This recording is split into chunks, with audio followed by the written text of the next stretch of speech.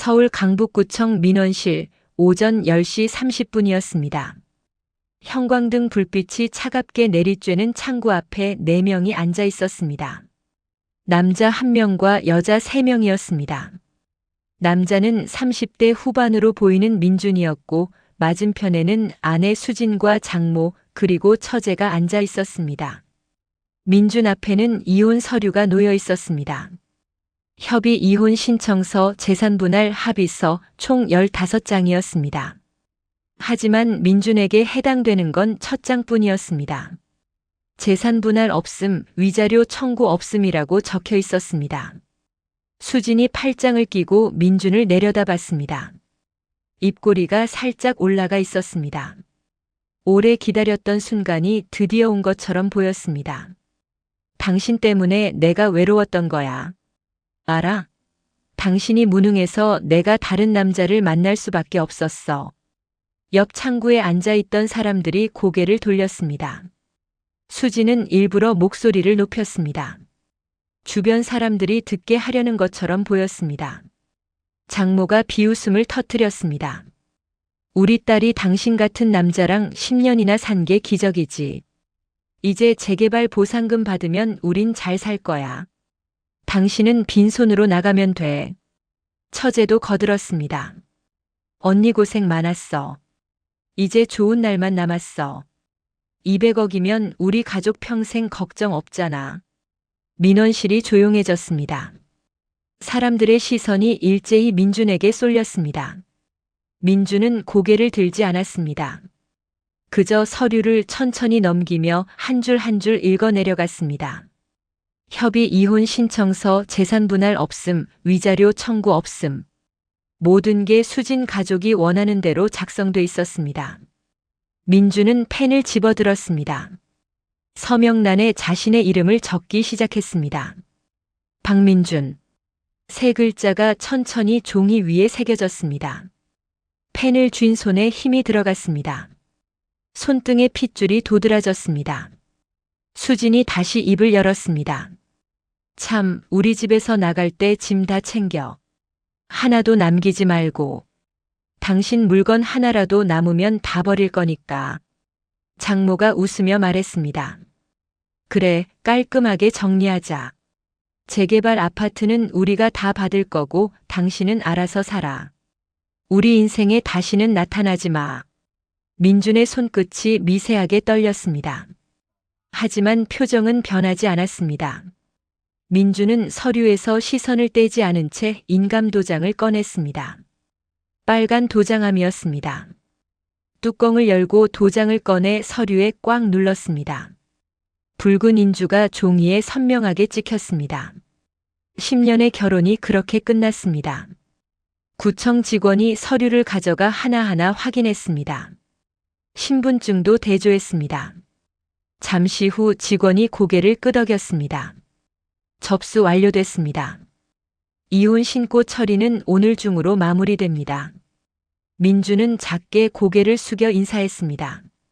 의자에서 일어나 가방을 챙겼습니다. 수진이 비웃음을 터뜨렸습니다.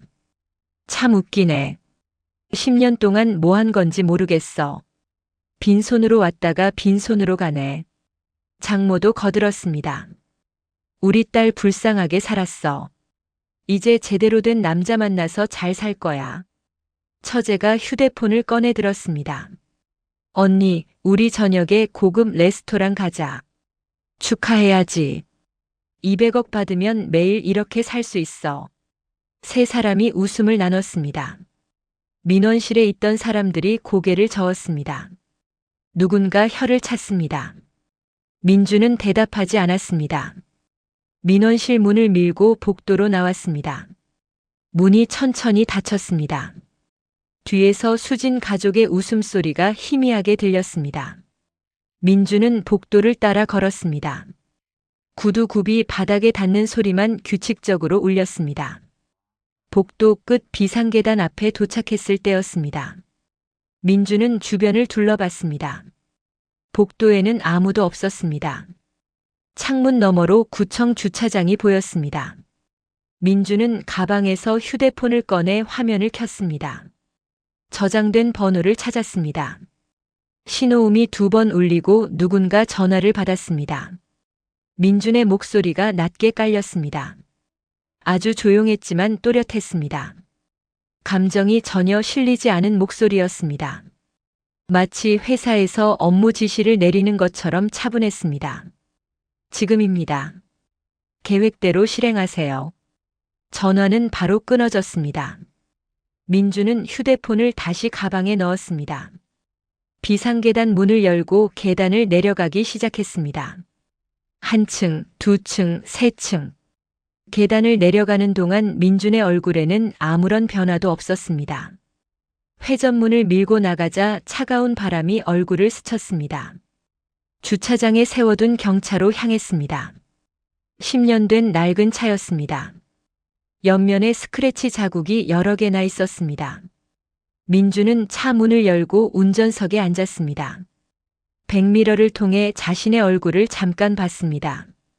눈가에 피로가 쌓여 있었습니다. 하지만 눈빛만은 흔들리지 않았습니다. 민주는 핸들을 쥔 채 정면을 응시했습니다. 무엇을 생각하는지 알 수 없었습니다.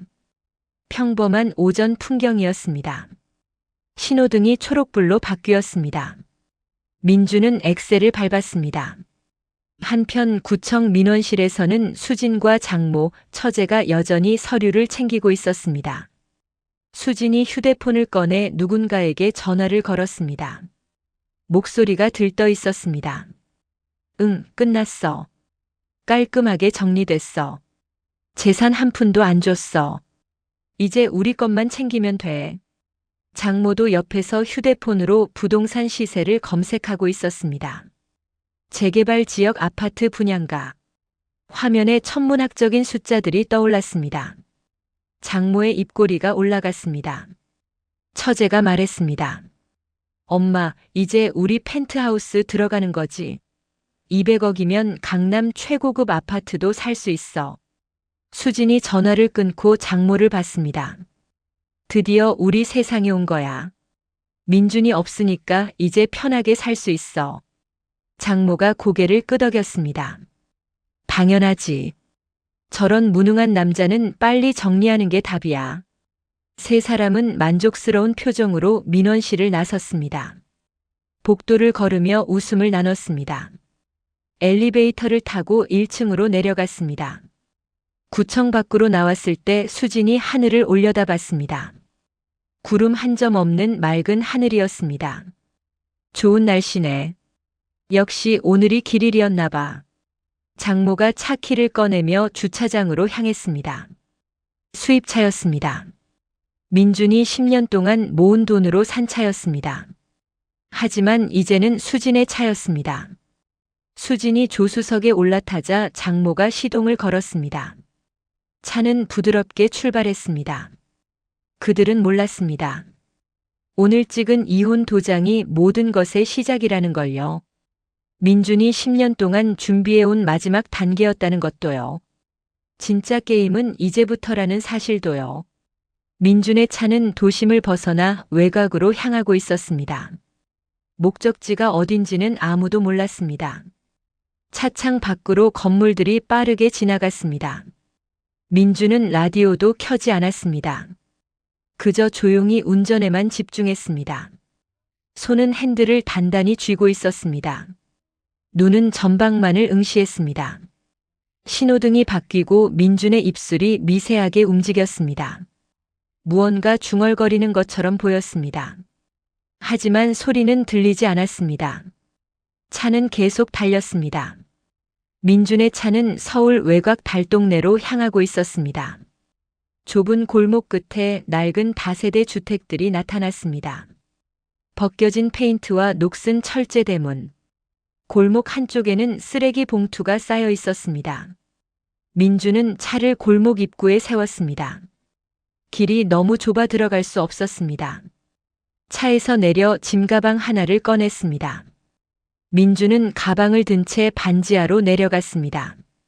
시멘트 계단은 축축하고 습기로 미끄러웠습니다. 철문 앞에 서서 녹슨 자물쇠를 열쇠로 돌렸습니다. 삐걱. 문이 열렸습니다. 곰팡이 냄새가 코를 찔렀습니다. 형광등이 깜빡이며 작은 반지하 원룸이 눈에 들어왔습니다. 5평도 안 되는 공간이었습니다.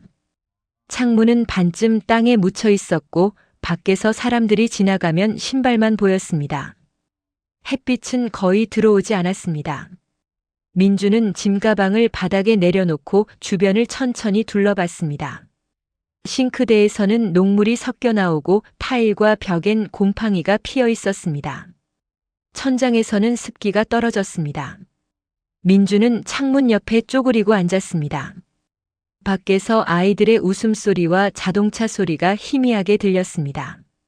하지만 민준에게는 유리병 너머의 세상처럼 멀게만 느껴졌습니다. 민주는 가방에서 노트북을 꺼냈습니다. 작은 테이블 위에 올려놓았습니다. 전원을 켜고 화면이 밝아지자 여러 개의 폴더가 나타났습니다. 재개발 관련 문서들이었습니다. 조합 규약, 분양 계약서, 전자공증서, 신탁 관련 서류. 민주는 마우스를 움직이며 파일들을 확인했습니다. 표정은 여전히 담담했습니다. 그때 휴대폰이 울렸습니다. 민주는 전화를 받았습니다. 조합 관계자의 전화였습니다. 네, 예정대로 진행해 주세요. 서류는 모두 준비되어 있습니다. 전화를 끊고 민주는 노트북 화면을 응시했습니다. 화면에는 재개발 단지의 등기 부등본이 떠 있었습니다. 소유자란이 비어 있었습니다. 아니, 정확히는 전산 조회가 차단돼 있었습니다. 민주는 화면을 끄고 노트북을 닫았습니다. 한편 수진의 집 거실에서는 전혀 다른 풍경이 펼쳐지고 있었습니다. 수진과 장모, 처제는 소파에 나란히 앉아 재개발 서류를 펼쳐놓고 있었습니다. 거실 테이블 위에는 서류가 가득했습니다. 분양 안내서, 펜트하우스 평면도, 조합원 명부까지. 장모의 얼굴에는 탐욕을 숨기지 못한 환한 미소가 번졌습니다. 수진아, 이거 봐. 재개발되면 얼마나 받는지 알아? 처제가 계산기를 두드렸습니다. 숫자가 화면에 떴습니다. 200억. 정확히 203억이래요. 수진의 눈이 커졌습니다. 203억? 와, 이 정도면 평생 놀고 먹어도 되겠는데. 장모가 고개를 끄덕이며 웃었습니다. 당연하지.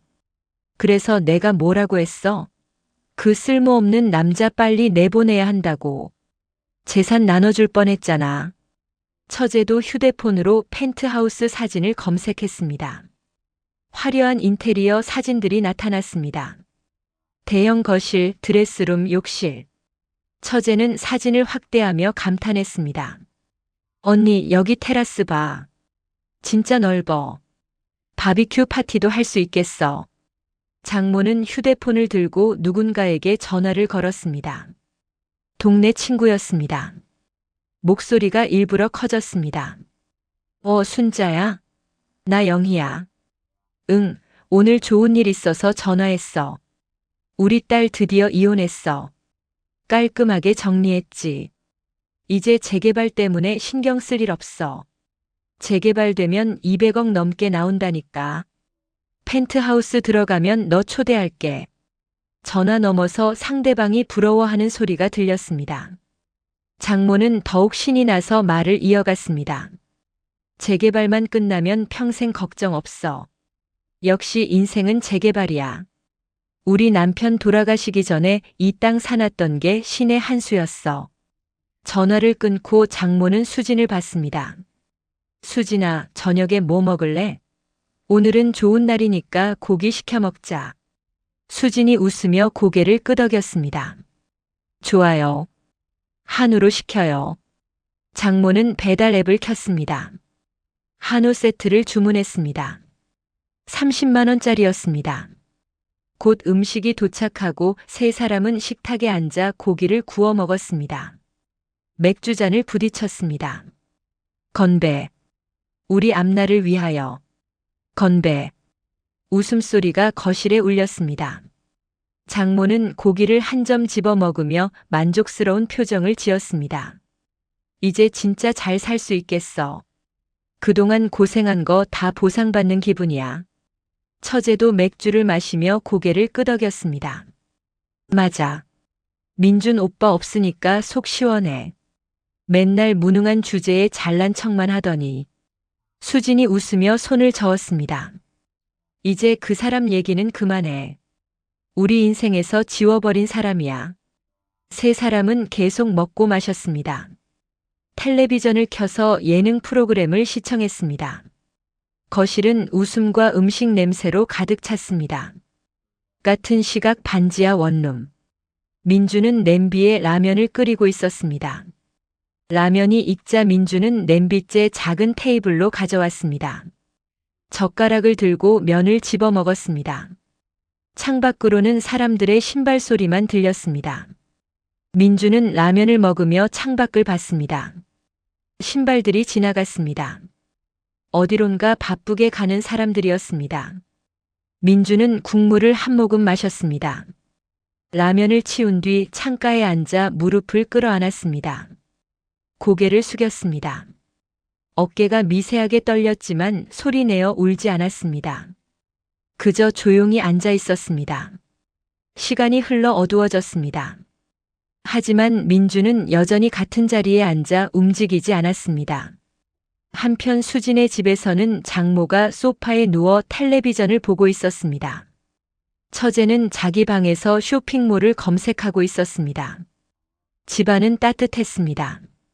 보일러가 켜져 있었습니다. 거실 시계가 밤 11시를 가리켰습니다. 장모는 하품을 하며 일어났습니다. 자야겠다. 내일도 바쁠 테니까. 불을 끄고 방으로 들어갔습니다. 침대에 누워 금방 잠이 들었습니다. 편안한 잠이었습니다. 반지하 원룸에서는 민준이 바닥에 이불을 깔고 누웠습니다. 이불이 얇아서 추웠습니다. 민준은 이불을 목까지 끌어올렸습니다. 천장에는 물기가 맺혀 있었습니다. 민준은 눈을 감았지만 잠은 오지 않았습니다. 이혼한 지 일주일이 지났습니다. 민준은 반지하 원룸에서 노트북으로 일을 하고 있었습니다. 부동산 법률 자문일이었습니다. 화면에는 계약서와 법률 문서가 가득했습니다. 민준은 키보드를 두드리며 보고서를 작성하고 있었습니다. 초인종이 울렸습니다. 띠리링. 민준은 손을 멈추고 고개를 들었습니다. 예상하지 못한 방문이었습니다. 누가 찾아올 사람도 없었습니다. 민준은 자리에서 일어나 인터폰 화면을 봤습니다. 정장 차림의 남자 2명이 서 있었습니다. 한 명은 중년이었고 다른 한 명은 젊어 보였습니다. 민준은 문을 열었습니다. 중년 남자가 신분증을 꺼내 보여줬습니다. 서울지방경찰청 금융범죄수사대 형사입니다. 박민준 씨 맞으십니까? 민준은 잠시 멈칫했습니다. 하지만 곧 차분하게 대답했습니다. 네, 맞습니다. 형사가 수첩을 펼쳤습니다. 혹시 최근에 본인 명의로 계좌가 개설된 사실 아십니까? 민준은 고개를 가로저었습니다. 처음 듣는 얘기인데요. 젊은 경찰이 태블릿을 꺼내 화면을 보여줬습니다. 박민준 명의 은행 계좌 개설 내역이었습니다. 하지만 계좌번호는 민준이 전혀 모르는 것이었습니다. 서울 강서구 은행에서 5개월 전에 개설된 계좌였습니다. 박민준 씨 명의 계좌가 최근 보이스피싱에 쓰였습니다. 피해액이 2천만 원이 넘습니다. 민준의 눈빛이 흔들렸습니다. 보이스피싱. 그 단어가 귓가에 맴돌았습니다. 민준은 천천히 고개를 저었습니다. 저는 그런 계좌를 만든 적이 없습니다. 제 신분증이 도용된 것 같은데요. 형사가 고개를 끄덕이며 메모를 했습니다. 최근 신분증 분실하신 적 있으십니까? 민준은 고개를 저었습니다. 대신 결혼 초 처가의 은행 일을 도와준다며 신분증 사본을 맡겼던 기억이 떠올랐습니다. 형사의 눈빛이 날카로워졌습니다. 처가요? 언제쯤이었습니까? 한 3년 전쯤이었을 겁니다. 가족 명의로 대출을 받는다고 해서 서류를 준비해달라고 하셨거든요. 젊은 경찰이 태블릿에 메모를 입력했습니다. 형사가 다시 물었습니다. 현재 처가와는 어떤 관계이십니까? 일주일 전에 이혼했습니다. 형사는 수첩에 뭔가를 적으며 고개를 끄덕였습니다. 알겠습니다. 일단 피해자 신분으로 조사를 진행하겠습니다. 혹시 계좌 개설 당시 CCTV 영상을 확인해 볼 필요가 있으니 은행에 동행해 주실 수 있으십니까? 민주는 잠시 망설였습니다. 하지만 거절할 이유가 없었습니다. 네, 가능합니다. 형사가 명함을 건넸습니다. 내일 오전 10시에 강서구 은행으로 와주시기 바랍니다. 자세한 건 그때 보시죠. 명함에는 김태준 형사 금융범죄수사대라는 글자가 선명했습니다. 경찰이 나가고 난 후 민주는 명함을 테이블에 놓았습니다. 한동안 멍하니 서 있었습니다. 가슴이 두근거렸습니다. 보이스피싱 계좌. 명의도용. 민주는 소파에 앉아 고개를 감쌌습니다. 숨을 깊게 들이쉬고 내쉬었습니다. 진정하려고 했습니다. 하지만 머릿속이 복잡했습니다. 민주는 휴대폰을 들고 통화 기록을 확인했습니다. 저장된 번호 하나를 찾았습니다. 변호사 번호였습니다. 네, 최 변호사입니다. 민준의 목소리는 침착했습니다. 저 박민준입니다. 급한 일이 생겼습니다. 상담 가능하신가요? 네, 말씀하세요. 민주는 경찰 방문 사실과 보이스피싱 계좌 건을 설명했습니다. 변호사는 조용히 들었습니다. 민준의 설명이 끝나자 변호사가 말했습니다. 신분증 도용 가능성이 높아 보입니다. 일단 은행 CCTV를 확인하시고 계좌 개설자를 특정하는 게 중요합니다. 그 다음 고소장을 준비하시면 됩니다. 알겠습니다. 감사합니다. 전화를 끊고 민주는 노트북 앞에 다시 앉았습니다. 하지만 일이 손에 잡히지 않았습니다. 화면만 멍하니 쳐다봤습니다. 다음 날 오전 9시 40분. 민주는 강서구 은행 앞에 도착했습니다. 형사가 이미 와 있었습니다. 젊은 경찰도 함께였습니다. 오셨습니까? 들어가시죠.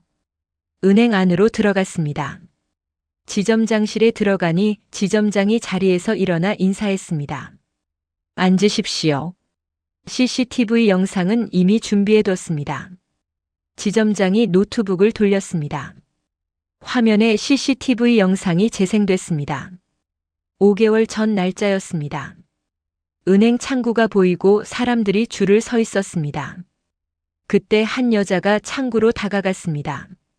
민주는 화면을 응시하며 눈을 크게 떴습니다. 그 여자는 장모였습니다. 장모는 가방에서 서류를 꺼냈습니다. 신분증 사본이었습니다. 박민준 명의 신분증이었습니다. 인감도장도 꺼냈습니다. 은행원이 서류를 확인하고 고개를 끄덕인 뒤 계좌가 개설됐습니다. 민준의 손이 떨렸습니다. 주먹을 쥐었다 폈다 반복하며 입술을 깨물었습니다. 형사가 물었습니다. 이분 아십니까? 민주는 잠시 침묵했습니다. 목소리를 가다듬었습니다. 네. 제 전 장모입니다. 형사가 메모를 했습니다. 성함이 어떻게 되십니까? 최영희입니다. 젊은 경찰이 태블릿에 입력했습니다. 형사가 고개를 끄덕이며 말했습니다. 명백한 신분증 도용입니다. 고소 의사 있으십니까? 민주는 고개를 끄덕였습니다. 네, 고소하겠습니다. 알겠습니다. 고소장 작성을 도와드리겠습니다. 경찰서로 동행 부탁드립니다. 은행을 나와 경찰서로 향했습니다. 조사실에서 민주는 결혼 생활과 신분증 사본 제출 경위까지 차분히 진술했습니다.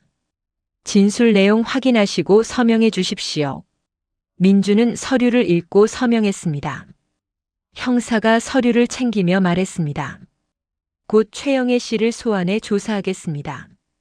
추가로 연락드릴 수 있으니 연락처 꺼두지 말아 주십시오. 네, 알겠습니다. 경찰서를 나왔을 때는 오후 1시가 넘어 있었습니다. 구름이 잔뜩 끼어 흐린 하늘이 당장이라도 비를 쏟아낼 것 같았습니다. 반지하 원룸으로 돌아왔습니다. 문을 열고 들어가 소파에 앉았습니다. 온몸에 힘이 빠졌습니다. 민주는 고개를 뒤로 젖히고 눈을 감았습니다. 장모가 내 명의로 계좌를 만들었다. 보이스피싱에 사용됐다. 피해액 2천만 원. 민준의 머릿속에 생각이 꼬리를 물었습니다.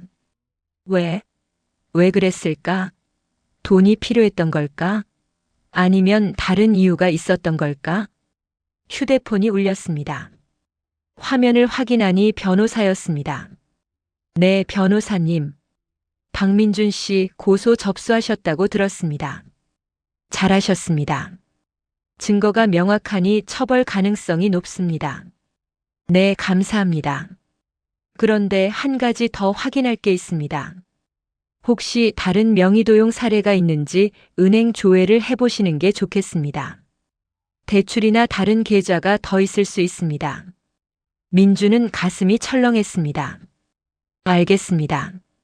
확인해 보겠습니다. 전화를 끊고 민주는 자리에서 일어났습니다. 노트북을 열어 인터넷 뱅킹에 접속했습니다. 본인명의 조회. 화면이 바뀌었습니다. 계좌 목록이 나타났습니다.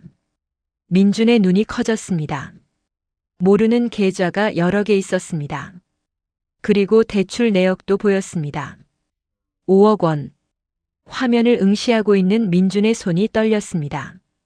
5억 원짜리 신용대출이 민준 명의로 실행돼 있었습니다. 대출 실행일은 4개월 전이었습니다. 민준은 즉시 은행 고객센터에 전화를 걸었습니다. 제 명의로 된 대출이 있다고 하는데요. 확인 좀 해주시겠습니까? 박민준입니다. 키보드 두드리는 소리가 들리고 잠시 후 상담원이 말했습니다. 고객님, 4개월 전에 5억 원 신용대출이 실행됐습니다. 현재 2개월 연체 상태이십니다. 저는 그런 대출을 받은 적이 없습니다. 직접 방문해서 확인하겠습니다. 전화를 끊고 민주는 서류를 다시 봤습니다. 대출 실행 지점이 적혀 있었습니다. 서울 강서구 은행. 보이스피싱 계좌를 만든 곳과 같은 지점이었습니다. 민주는 가방을 챙겨 밖으로 나갔습니다. 오후 3시 은행에 도착했습니다. 대출 상담 창구로 가서 직원에게 사정을 설명했습니다. 직원은 서류 뭉치를 민준에게 내밀었습니다. 대출 신청서와 인감 신분증 사본까지. 모두 민준의 이름이었지만 서명은 낯설었습니다. 흔들린 필체. 민준이 작성한 것이 아니었습니다. CCTV도 확인해 보시겠습니까? 곧 지점장이 민준을 보안실로 안내했습니다. 4개월 전 화면이 떠올랐습니다. 대출 창구 모습이 재생되기 시작했습니다. 창구 앞에는 장모가 앉아 있고 옆에는 수진이 서 있었습니다. 장모는 가방에서 서류를 꺼냈습니다. 신분증 사본, 인감도장, 소득증명서. 모두 민준 명의였습니다. 은행원은 서류를 검토한 후 아무 의심 없이 대출을 승인했습니다. 민준은 입술을 깨물며 화면을 응시했습니다. 손을 꽉 쥐자 손톱이 손바닥에 박혔습니다. 지점장이 조심스럽게 물었습니다. 고객님, 저분들 아십니까? 민준은 잠시 침묵한 후 숨을 깊게 들이쉬었습니다. 네. 전 장모와 전 아내입니다. 지점장의 얼굴이 굳어졌습니다. 이건 명백한 사기입니다. 경찰 신고하셔야 합니다. 이미 다른 건으로 신고했습니다. 이것도 추가하겠습니다. 민주는 자리에서 일어났습니다. 은행을 나와 바로 경찰서로 향했습니다. 김태준 형사를 찾았습니다. 형사는 민준을 보자 고개를 끄덕였습니다. 또 오셨습니까? 네, 추가 피해가 확인됐습니다. 5억 원 대출 사기입니다. 민주는 대출 서류와 은행 CCTV 캡처 자료를 건넸습니다. 형사는 자료를 확인하며 입술을 다물었습니다. 이거 완전히 조직적이네요. 보이스피싱 계좌에 이어 대출 사기까지. 최영애 씨와 전 부인 둘 다 관련돼 있습니다. 고소 추가하겠습니다. 네, 접수하겠습니다. 이제 두 분 다 소환 조사 들어갑니다. 조사실에서 민주는 5억 대출 사기까지 추가해 진술서를 다시 작성했습니다. 형사가 진술서를 정리하며 말했습니다. 이 정도면 실형 나옵니다. 증거가 명확하니까요. 민주는 고개를 끄덕이며 경찰서를 나왔습니다. 오후 5시였습니다. 민주는 반지하 원룸으로 돌아가지 않았습니다. 다른 곳으로 향했습니다. 경기도 파주. 부모님 묘지가 있는 곳이었습니다. 차로 1시간 거리였습니다. 민주는 묘지 관리 사무소에 도착했습니다. 주차장에 차를 세우고 사무소로 들어갔습니다. 안녕하세요. 박민준입니다. 부모님 묘지 관리건으로 왔습니다. 관리소장이 고개를 끄덕이며 자리를 권했습니다. 아, 박민준 씨. 마침 잘 오셨습니다. 확인할 게 있어서요. 소장은 서류철을 꺼냈습니다. 3주 전에 전화가 왔었습니다. 묘지 양도 의사가 있다고 하셔서요. 그래서 확인차 연락드리려고 했습니다. 민주는 눈을 크게 떴습니다. 저는 그런 말 한 적 없습니다.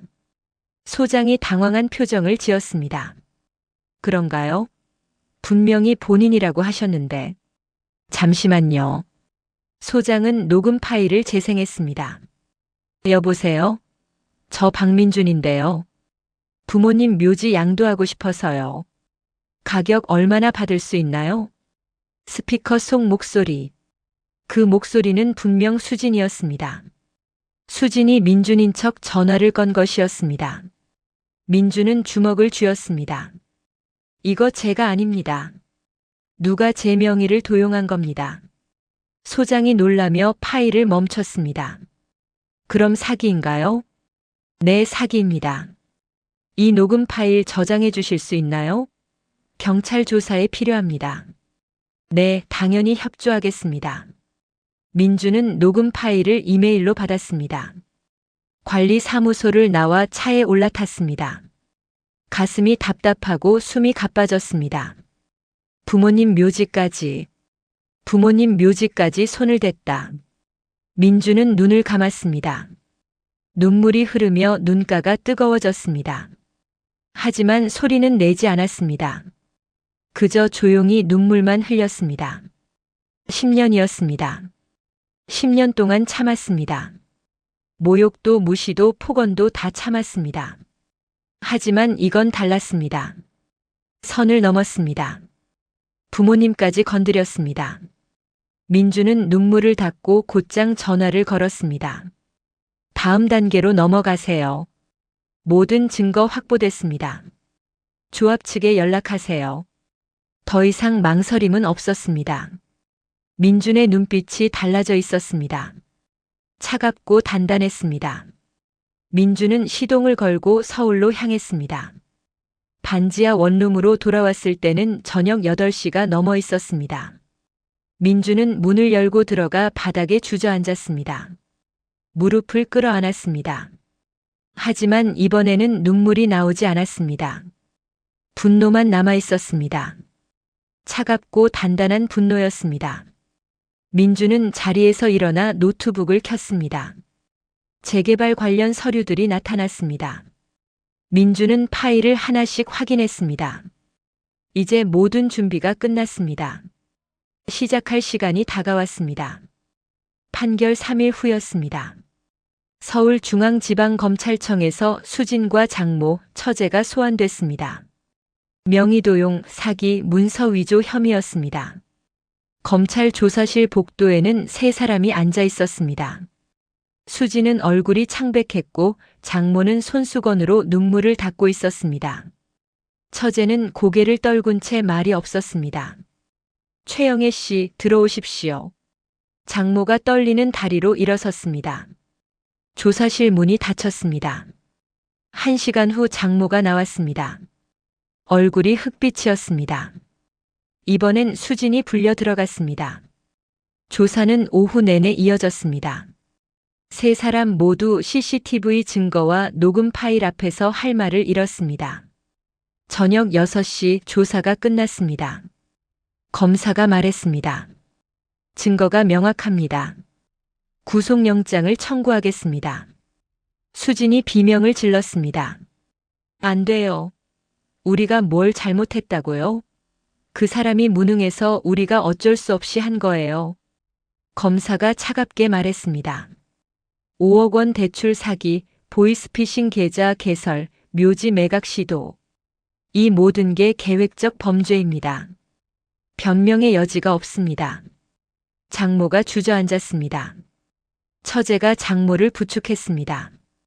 검찰청을 나왔을 때는 어두워져 있었습니다. 세 사람은 택시를 타고 집으로 향했습니다. 차 안은 침묵뿐이었습니다. 같은 시각 민주는 변호사 사무실에 있었습니다. 책상 위에는 두꺼운 서류 뭉치가 놓여 있었습니다. 변호사가 서류를 넘기며 말했습니다. 박민준 씨, 이제 재개발 조합 총회만 남았습니다. 모든 증거가 확보됐으니 문제 없을 겁니다. 장인어른께서 남기신 신탁 계약서가 핵심입니다. 민주는 고개를 끄덕였습니다. 변호사가 서류 한 장을 꺼내 보여줬습니다. 2년 전 작성된 신탁 계약서였습니다. 계약서에는 장인의 필체가 선명했습니다. 사위 박민준에게 모든 재산을 신탁한다는 문구가 또렷했습니다. 영상 유언도 준비됐습니까? 네, 준비됐습니다. 변호사가 노트북을 켰습니다. 화면에 병원 침대가 나타났습니다. 수진의 아버지가 누워 있었습니다. 2년 전 돌아가시기 한 달 전 촬영한 영상이었습니다. 나 최정수는 정신이 온전한 상태에서 이 영상을 남깁니다. 내 재산을 사위 박민준에게 맡기는 이유를 밝히고자 합니다. 영상 속 장인이 천천히 말했습니다. 민준이는 10년간 우리 집안을 묵묵히 지켰습니다. 아내와 딸의 구박을 받으면서도 참았습니다. 하지만 내 가족들은 돈에만 관심이 있었습니다.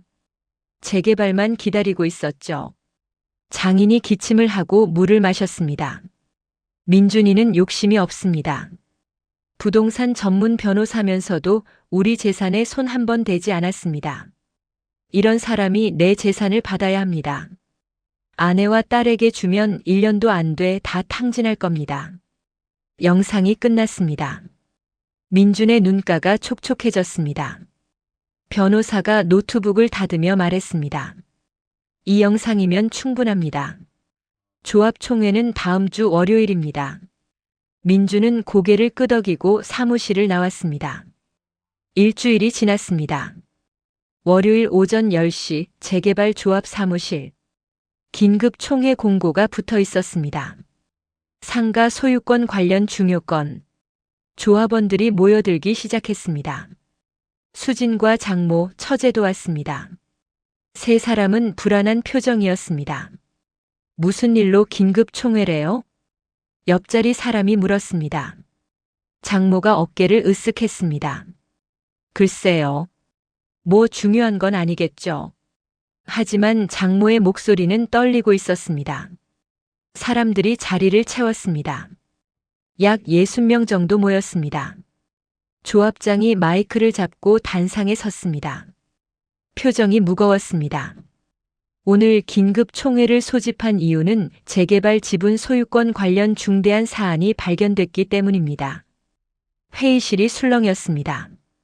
사람들이 서로를 쳐다봤습니다. 조합장이 계속 말했습니다. 저희가 재개발 서류를 정리하던 중 전산 조회가 차단된 권리 변동건이 발견됐습니다. 법무법인을 통해 확인한 결과 최정수 씨 명의 재개발 지분의 실질적 소유권자가 달랐습니다. 장모의 얼굴이 굳어지기 시작했습니다. 수진이 장모를 봤습니다. 장모도 수진을 봤습니다. 무슨 말인지 이해가 안 됐습니다. 조합 직원이 스크린을 켰습니다. 프로젝터가 작동했습니다. 화면에 문서가 나타났습니다. 전자공증서였습니다. 날짜는 2년 전이었습니다. 제목이 크게 떠올랐습니다. 부동산 신탁 계약서. 사람들이 화면을 주시했습니다. 조합장이 레이저 포인터로 가리켰습니다. 신탁인은 고 최정수 씨입니다. 수탁인은 박민준 씨입니다. 장모가 자리에서 벌떡 일어났습니다. 얼굴이 하얗게 질렸습니다. 뭐라고요? 그게 무슨 소리예요? 조합장이 손을 들어 제지했습니다. 앉아주십시오. 설명 계속하겠습니다. 장모는 다리에 힘이 풀려 의자에 주저앉았습니다. 수지는 입을 벌린 채 화면을 쳐다봤습니다. 조합장이 다음 서류를 보여줬습니다. 재개발 지분, 분양권, 이주권 모두 박민준 씨 명의로 신탁됐습니다. 전산 조회 차단과 명예보호장금도 설정돼 있었습니다. 그럴 리가 없어요. 그건 우리 재산이에요. 제 남편 명의였다고요. 장모가 소리쳤습니다. 목소리가 떨렸습니다. 조합장이 고개를 저었습니다. 법적으로 고 최정수 씨가 생전에 모든 권리를 박민준 씨에게 신탁했습니다. 이는 합법적인 절차입니다. 화면이 바뀌었습니다. 또 다른 문서가 나타났습니다. 신탁 사유서였습니다. 장인의 필체로 쓰여진 글이었습니다. 나 최정수는 본인 명의 모든 재산을 사위 박민준에게 신탁한다. 이유는 다음과 같다. 첫째, 박민준은 10년간 집안을 묵묵히 지켰다. 둘째, 아내와 딸은 재산에만 관심이 있다. 셋째, 내 재산은 착하게 사는 사람에게 돌아가야 한다. 회의실이 조용해졌습니다. 사람들이 숨죽이며 화면을 읽었습니다. 장모는 손이 떨리며 리모컨을 떨어뜨렸습니다. 수지는 두 손으로 얼굴을 감쌌습니다. 이건 조작이에요. 조작. 우리 남편이 나한테 그럴 리 없어요. 장모가 다시 소리쳤습니다. 그러자 조합장이 서류를 들어보였습니다. 법무법인에서 진위를 확인했습니다. 필적 감정, 인감대조, 전자공증 모두 진짜입니다. 이의를 제기하시려면 법원에 소송을 제기하셔야 합니다. 조합 직원이 추가 서류를 배포하기 시작했습니다. 조합원들이 서류를 받아 내용을 읽어 내려갔습니다. 모두 박민준 명의로 돼 있었습니다. 등기부등본, 분양계약서, 이주권 확인서. 완벽했습니다.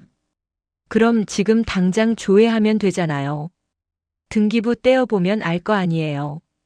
수진이 벌떡 일어나 소리쳤습니다. 조합장이 고개를 끄덕였습니다. 이미 조회했습니다. 여기 있습니다. 화면에 등기부등본이 떠올랐습니다. 소유자란에 명확히 적혀 있었습니다. 박민준. 신탁 등기 일자도 나와 있었습니다. 2년 전이었습니다. 장모는 화면을 쳐다보다 고개를 떨구었습니다. 손이 부들부들 떨렸습니다. 회의실이 소란스러워졌습니다. 사람들이 수군거리기 시작했습니다. 그러니까 재개발 지분이 최영애 씨 거가 아니었다는 거예요? 10년 동안 모르고 있었던 거네. 사위가 진짜 주인이었구나. 장모를 보는 시선이 달라졌습니다. 의심, 불신, 조롱. 누군가 작게 웃었습니다. 장모는 그 소리를 들었습니다. 얼굴이 화끈거렸습니다. 이해 안 가시는 분 계십니까? 질문 있으시면 해주십시오. 조합장이 묻자 한 조합원이 손을 들었습니다. 그럼 재개발 보상금도 박민준 씨가 받는 겁니까? 그렇습니다. 법적 소유자가 박민준 씨이므로 모든 보상금은 박민준 씨에게 지급됩니다. 금액이 얼마나 됩니까? 조합 직원이 서류를 확인했습니다. 현재 감정가 기준으로 203억 원입니다. 회의실이 다시 술렁였습니다. 사람들이 놀란 표정을 지었습니다. 203억. 엄청난 금액이었습니다. 장모는 그 말을 듣고 비명을 질렀습니다. 안 돼. 그건 우리 돈이에요. 우리 거라고. 하지만 아무도 장모의 말에 귀 기울이지 않았습니다. 조합장이 회의를 마무리했습니다. 오늘 총회는 여기까지입니다.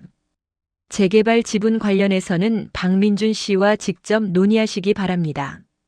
법적으로 문제없는 사안입니다. 사람들이 자리에서 일어나기 시작했습니다. 장모와 수진, 처제를 힐끗거리며 지나갔습니다. 수군거리는 소리가 들렸습니다. 저렇게 사위 구박하더니 결국 이렇게 되네. 자업자득이지 뭐. 인과응보구나. 장모는 의자에 앉은 채 움직이지 못했습니다. 온몸에 힘이 빠졌습니다. 수진은 주먹을 쥐었다 폈다 반복했습니다. 처제는 눈물을 흘리고 있었습니다. 회의실이 텅 비고 세 사람만 남았습니다. 엄마, 이게 어떻게 된 거예요? 수진의 목소리가 떨렸습니다. 장모는 대답하지 않았습니다. 그저 멍하니 앞을 쳐다봤습니다. 화면에는 여전히 박민준이라는 이름이 떠 있었습니다. 장모는 그 이름을 계속 쳐다봤습니다. 조합 직원이 다가왔습니다. 세 분 괜찮으십니까? 나가셔야 합니다. 장모는 비틀거리며 일어났습니다. 수진이 장모의 팔을 잡아 부축했습니다. 복도를 걸을 때마다 사람들의 시선이 따가웠습니다. 장모는 주차장에 서서 하늘을 올려다봤습니다. 구름 한 점 없는 맑은 하늘이었습니다. 하지만 장모에게는 온 세상이 무너지는 것 같았습니다. 10년 동안 자기 것이라고 믿었던 재산 203억 모두 사위 것이었습니다. 수진이 떨리는 목소리로 물었습니다. 엄마, 이제 어떡해요? 장모는 대답하지 못했습니다. 눈가가 뜨거워졌지만 눈물은 흘리지 않았습니다. 그저 주먹을 꽉 쥐었을 뿐이었습니다. 조합 총회가 끝난 다음 날이었습니다. 장모의 집 거실. 세 사람이 모여 앉아 있었습니다. 텔레비전은 꺼져 있었습니다. 아무도 말하지 않았습니다. 장모의 휴대폰이 울렸습니다. 동네 친구였습니다. 장모는 전화를 받지 않았습니다. 계속 울렸습니다. 5번째 전화를 받았습니다. 여보세요? 영희야, 나 순자야. 소문 들었어. 재개발 지분이 사위 거였다며? 진짜야? 장모는 대답하지 못했습니다. 목이 메었습니다. 아니, 그동안 우리한테 자랑하던 건 다 뭐야? 203억 받는다고 하지 않았어? 전화 너머로 비웃는 소리가 들렸습니다. 장모는 전화를 끊었습니다. 휴대폰이 다시 울렸습니다. 다른 친구였습니다. 장모는 전화기를 끄고 소파에 던졌습니다. 수진이 말했습니다. 엄마, 우리 변호사 찾아가요. 소송하면 되잖아요. 장모가 고개를 저었습니다. 무슨 소송을 해? 전자공증까지 돼 있는데. 내 아버지가 직접 한 거야. 그럼 우린 어떡해요? 203억이 날아간 거예요?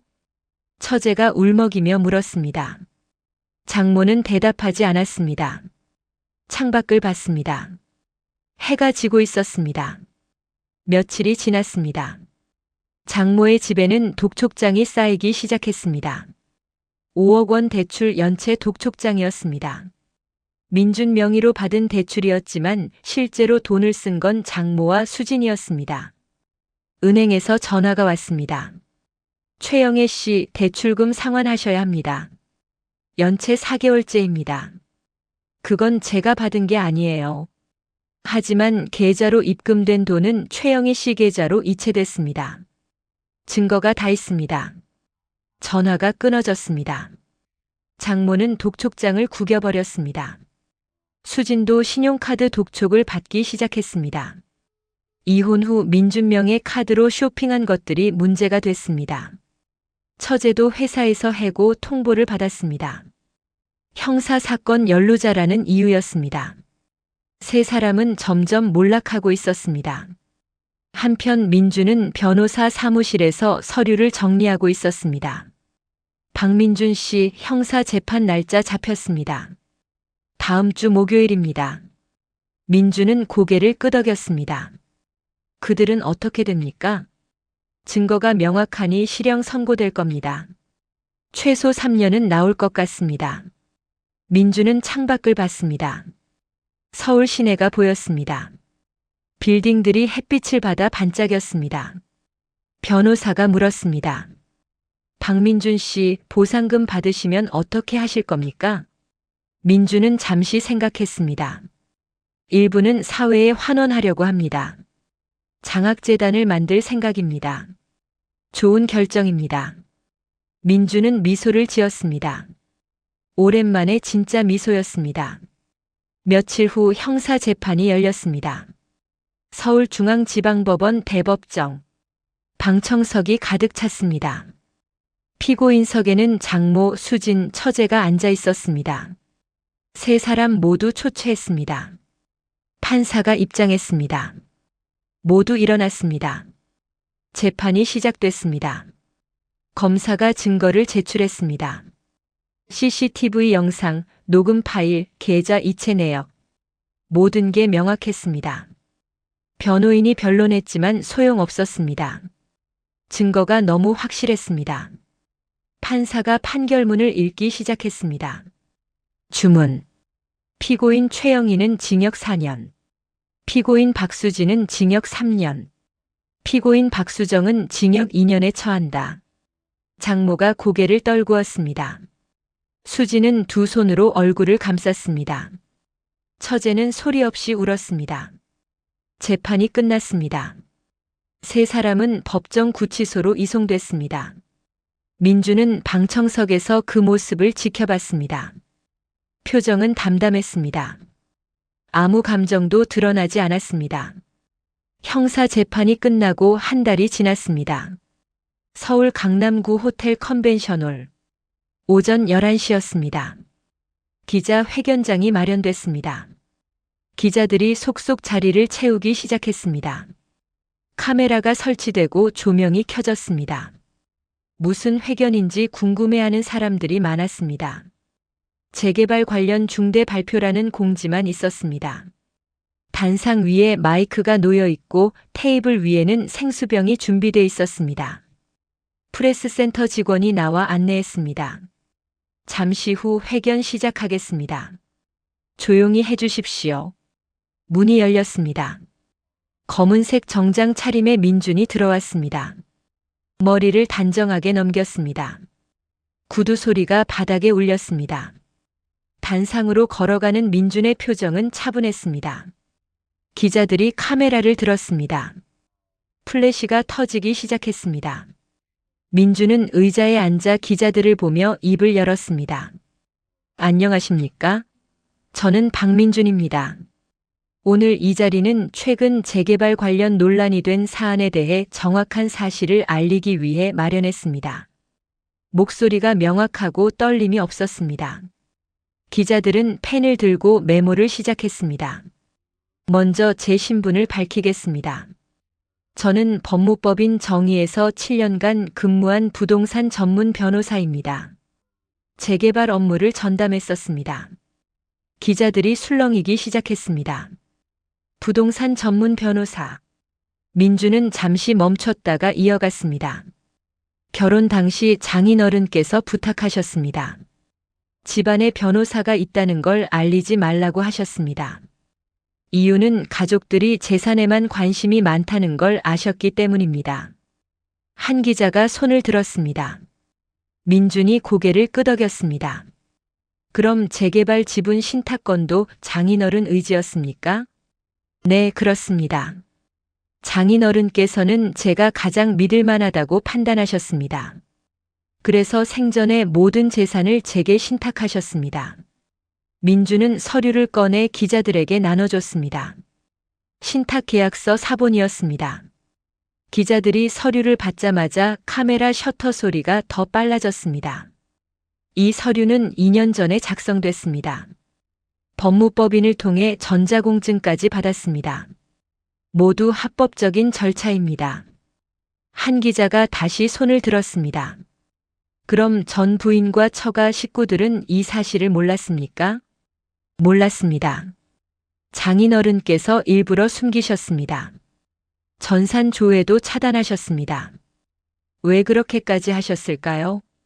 민주는 잠시 침묵했습니다. 숨을 깊게 들이쉬었습니다. 장인어른께서 남기신 말씀이 있습니다. 영상으로 준비했습니다. 직원이 스크린을 켰습니다. 프로젝터가 작동했습니다. 병원 침대가 보였습니다. 누워있는 장인의 얼굴은 수척했지만 눈빛은 또렷했습니다. 기자 회견장이 조용해졌습니다. 장인이 카메라를 향해 말하기 시작했습니다. 나 최정수는 정신이 온전한 상태에서 이 영상을 남깁니다. 내 재산을 사위 박민준에게 맡기는 이유를 밝히고자 합니다. 장인의 목소리가 회견장에 울렸습니다. 첫째, 민준이는 10년간 우리 집안을 묵묵히 지켰습니다. 아내와 딸의 구박을 받으면서도 참았습니다. 둘째, 아내와 딸은 돈에만 관심이 있습니다. 재개발만 기다리고 있었습니다. 영상 속 장인은 잠시 기침을 했습니다. 물을 마시고 계속 말했습니다. 셋째, 민준이는 욕심이 없습니다. 변호사면서도 우리 재산에 손 한 번 대지 않았습니다. 이런 사람이 내 재산을 받아야 합니다. 아내와 딸에게 주면 1년도 안 돼서 다 탕진할 겁니다. 기자들이 숨죽이며 들었습니다. 장인이 마지막 말을 했습니다. 민준아, 이 재산 잘 쓰거라. 착하게 살아라. 그게 우리 집안의 명예를 지키는 길이다. 아내와 딸은 미안하지만 믿을 수가 없구나. 영상이 끝났습니다. 화면이 꺼졌습니다. 기자 회견장이 다시 밝아졌습니다. 민준의 눈가가 촉촉했습니다. 기자들이 동시에 질문을 쏟아냈습니다. 민준은 한 명씩 지목하며 대답했습니다. 유 원장은 법원에 제출됐습니까? 네, 이미 제출했습니다. 검인 절차도 마쳤습니다. 재산 규모가 얼마나 됩니까? 재개발 지분과 분양권, 이주권을 합쳐 약 203억 원으로 추산됩니다. 기자들이 다시 술렁했습니다. 203억. 엄청난 금액이었습니다. 플래시가 쉴 새 없이 터졌습니다. 전 부인과 처가 식구들의 범죄 행위는 어떻게 됩니까? 형사 재판에서 실형이 선고됐습니다. 명의도용, 사기, 문서 위조 혐의로 각각 2년에서 4년형을 받았습니다. 앞으로 계획은 무엇입니까? 민준은 잠시 생각했습니다. 그리고 차분하게 대답했습니다. 재산의 일부는 사회에 환원할 예정입니다. 장학재단을 만들어 어려운 학생들을 돕겠습니다.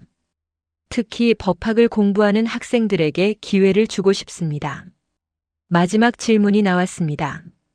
10년간 참으셨다고 하셨는데 힘들지 않으셨습니까? 민준은 미소를 지었습니다. 쓸쓸한 미소였습니다. 물론 힘들었습니다. 하지만 장인어른을 믿었습니다. 그분이 제 편이라는 걸 알았으니까요. 그래서 견딜 수 있었습니다. 회견이 끝났습니다. 민준은 자리에서 일어났습니다. 기자들이 박수를 쳤습니다. 민준은 고개를 숙여 인사했습니다. 회견장을 나서는 민준의 뒷모습이 당당했습니다. 같은 시각 여자교도소. 수진이 면회실에 앉아 있었습니다. 텔레비전에서 민준의 기자 회견이 생중계되고 있었습니다. 수진은 화면을 멍하니 쳐다봤습니다. 화면 속 민준은 전혀 다른 사람처럼 보였습니다. 자신감 넘치고 당당했습니다. 장인의 영상이 나왔을 때 수진은 고개를 떨궜습니다. 아버지의 말이 가슴에 박혔습니다. 딸은 믿을 수가 없구나. 수진은 눈을 감았습니다. 눈물이 흘렀습니다. 다른 수감자가 말했습니다. 저 사람 남편이었어? 수진은 대답하지 않았습니다. 그저 눈물만 흘렸습니다. 남자 교도소. 장모도 같은 방송을 보고 있었습니다. 민준이 203억 재산의 주인이라고 말하는 장면. 장모는 벽을 보고 주저앉았습니다. 10년 동안 무시했던 사위. 그 사위가 사실은 이런 사람이었습니다. 장모는 그제야 깨달았습니다. 자기가 얼마나 큰 실수를 했는지, 자기가 얼마나 어리석었는지. 하지만 이미 늦었습니다. 기자 회견 2주 후였습니다. 서울 강남구 대형 로펌 회의실. 민주는 변호사들과 함께 앉아 있었습니다. 테이블 위에는 재개발 보상금 관련 서류가 가득했습니다. 박민준 변호사님, 조합에서 최종 보상금이 확정됐습니다. 수석 변호사가 서류를 건넸습니다. 민주는 서류를 받아 확인했습니다. 총 203억 원. 세금을 제외하면 실수령액은 약 180억 원이었습니다. 민주는 고개를 끄덕였습니다. 장학재단 설립건은 어떻게 됐습니까? 변호사가 노트북을 켰습니다. 화면에 재단 설립 계획서가 떠올랐습니다. 재단 이사회 구성도 끝났고 법인 등록도 완료됐습니다.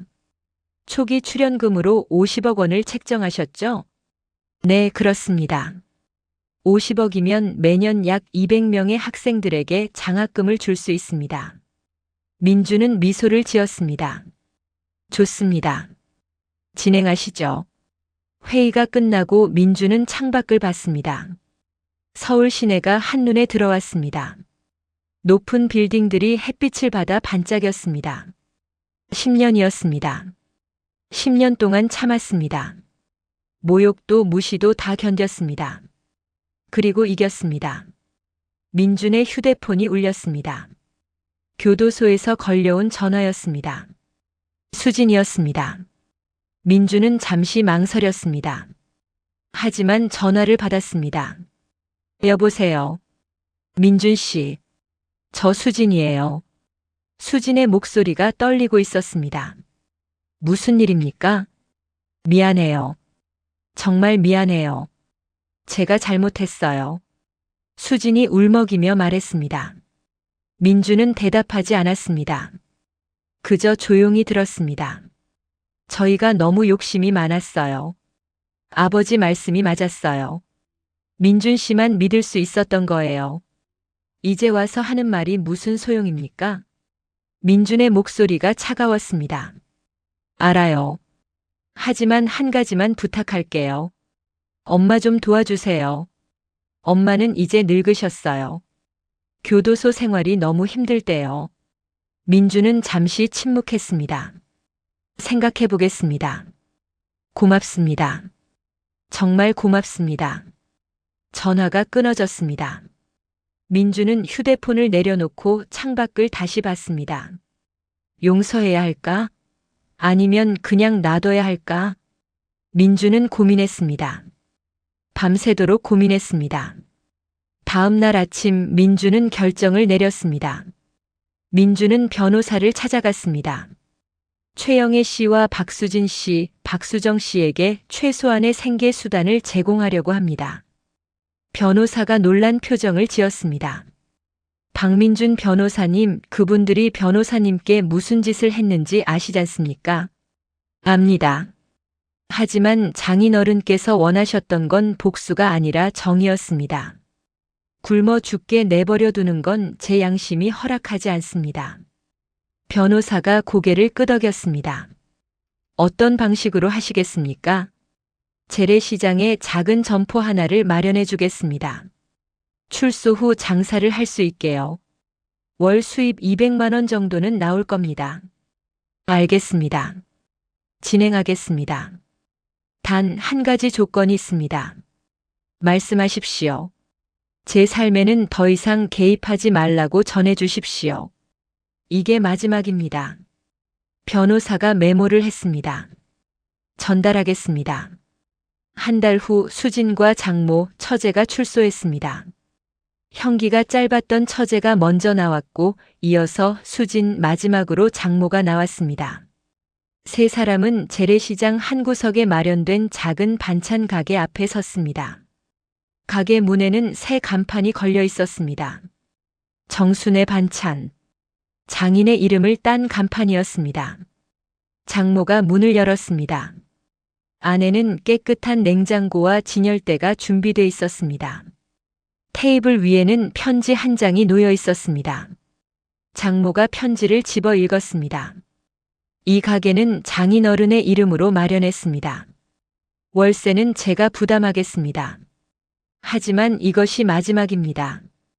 제 삶에는 더 이상 개입하지 마십시오. 박민준. 장모는 편지를 쥔 채 눈물을 흘렸습니다. 수진도 울었습니다. 처제도 함께 울었습니다. 미안해요. 정말 미안해요. 장모가 중얼거렸습니다. 하지만 민주는 그 말을 들을 수 없었습니다. 민주는 이미 다른 곳에 있었습니다. 서울 강남구 고급 아파트. 민주는 펜트하우스로 이사했습니다. 넓은 거실 창가에 서서 서울 야경을 바라봤습니다. 반짝이는 불빛들이었습니다. 민주는 와인 잔을 들고 천천히 마셨습니다. 부드러운 맛이었습니다. 창밖을 바라보며 10년의 시간을 떠올렸습니다. 구청 민원실에서 도장을 찍던 날, 반지하 원룸에서 라면을 끓이던 밤, 경찰이 찾아왔던 오후, 조합 총회에서 진실이 밝혀지던 순간, 모든 것이 스쳐 지나갔습니다. 고통스럽고 외로웠습니다. 하지만 견뎠습니다. 장인어른을 믿었고 자신을 믿었습니다. 그리고 이겼습니다. 민주는 와인 잔을 내려놓고 발코니로 나갔습니다. 난간에 손을 올리고 하늘을 올려다봤습니다. 장인어른, 잘 지켜봐 주세요. 제가 잘할게요. 작은 목소리는 바람에 실려 날아갔습니다. 민주는 미소를 지었습니다. 편안하고 따뜻한 미소였습니다. 거실로 돌아와 소파에 앉아 노트북을 켰습니다. 재단 직원들이 보낸 사업 계획서가 와 있었습니다. 민주는 하나씩 읽어 내려갔습니다. 꼼꼼하게 검토하고 수정 의견을 적었습니다. 일이 즐거웠습니다. 의미가 있었습니다. 누군가를 돕는다는 것, 기회를 준다는 것. 민주는 그게 좋았습니다. 시간이 흘러 밤 11시가 됐습니다. 민주는 노트북을 닫았습니다. 침실로 들어가 침대에 누웠습니다. 천장을 봤습니다. 깨끗한 천장이었습니다. 물기도 없었습니다.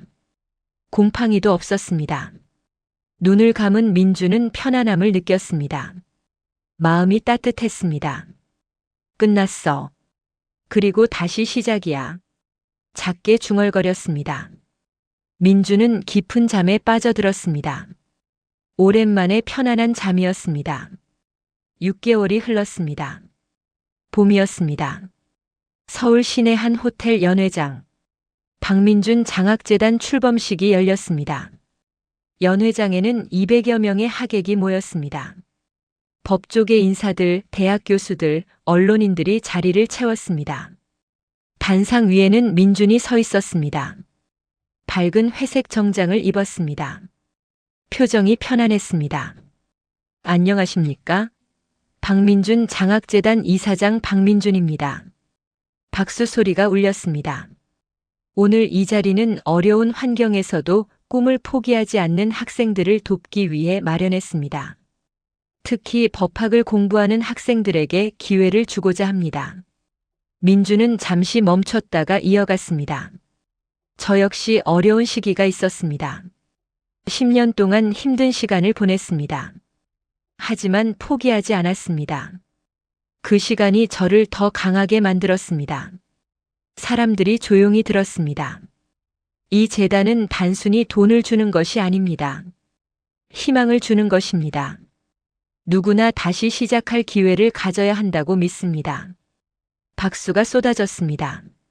민주는 고개를 숙여 인사했습니다. 출범식이 끝나고 민주는 로비에서 하객들과 인사를 나눴습니다. 한 대학 교수가 다가왔습니다. 박 변호사님, 훌륭한 결정입니다. 이 재단이 많은 학생들에게 희망이 될 겁니다. 감사합니다. 교수님, 혹시 로스쿨에서 특강 한번 해주실 수 있습니까? 학생들에게 큰 도움이 될 것 같습니다.